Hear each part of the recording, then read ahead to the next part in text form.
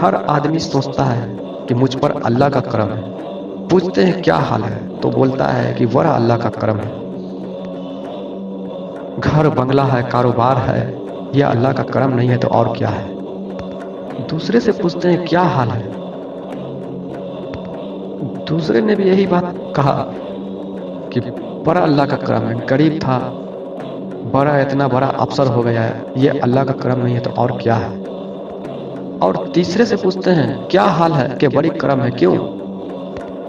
तीसरा जवाब देता है कि इतना बुढ़ा हूं और इस बुढ़ापे में भी इतनी सेहत है, ये करम नहीं है तो और क्या है।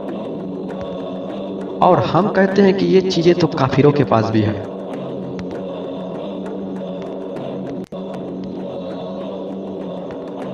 ना, बल्कि तुमसे ज्यादा है। जो काफिर को दिया वो तुमको दिया, तो तुम्हारे पे क्या करम किया बताओ। अगर तुमने ये देखना कि वाकई तुम्हारे पे अल्लाह का करम है, तो तुम उस अल्लाह के जिक्र में लग जाओ, जिक्र की इजाजत ले लो और आजमा के देखो कि 2, 4, 5 दिन, 7 दिन के अंदर में जब तुम्हारे कल्ब में, दिल में अल्लाह अल्लाह जारी हो गया, दिलों की धड़कन में जब अल्लाह का जिक्र चलने लगा, तो समझ लेना कि अल्लाह का करम हो गया। फस्कुरूनी अज़कुरुकुम, तुम मेरा जिक्र कर, मैं तेरा जिक्र करूंगा। जिक्र उसी का किया जाता है जिससे दोस्ती हो जाए। अगर कोशिश के बावजूद तेरे अंदर अल्लाह अल्लाह नहीं जमता है, तो तेरे ऊपर अल्लाह का कोई करम नहीं है। अगर करम होता तो तुमको अपने नाम लेवाओं में लेता, फिर कार बंगला देता, कारोबार देता, बंगला देता, फिर तेरे ऊपर करम ही करम अल्लाह का है, फिर करम ही करम था ना। अपने आप को आजमाने का राज कि मैं क्या हूँ और मैं जिससे मुर्शिद हूँ, जो मुर्शिद से मैं जो मुरीद हुआ हूँ, मैं क्या हूँ और मेरा मुर्शिद क्या है, और मुझ पे रब कितना मेहरबान है।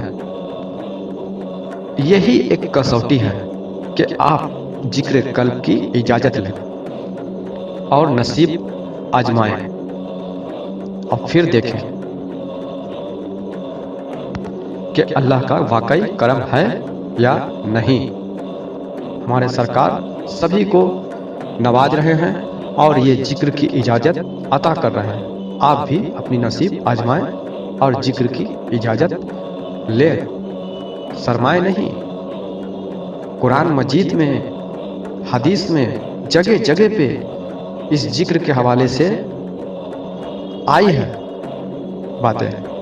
अल्लाह ने जिक्र को अहमियत करार दिया है और जिक्र लेना, कल्ब में जिक्र का चलना बेहद जरूरी है हर मुसलमान के लिए। तब वो मुसलमान मोमिन होगा जिसका जिक्र कल्ब जारी होगा, जिसके कल्ब में अल्लाह का जिक्र चलेगा। वरना वो बंदा मोमिन भी नहीं है कि जिसके कल्ब में अल्लाह का जिक्र नहीं चलता हो, जिसके मन में अल्लाह का तसव्वुर, अल्लाह का ख्याल नहीं जमता हो। जो जिक्र इलाही से दूर है वो बंदा मोमिन भी नहीं।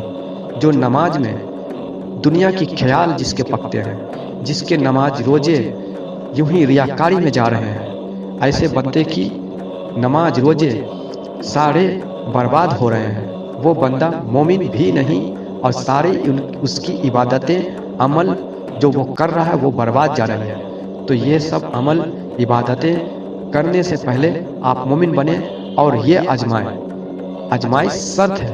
आप जिक्र की इजाज़त लें और फिर देखें कि आपका 5 से 6 दिन, 7 दिन के अंदर में जिक्र चल जाना चाहिए। चल गया तो फिर अल्लाह का करम ही करम है, और चल गया तो फिर आप मोमिन हैं और मोमिनों में आप शुमार किए जाने वाले बंदे हैं, मोमिनों में शुमार किए जाने वाले बंदे हैं।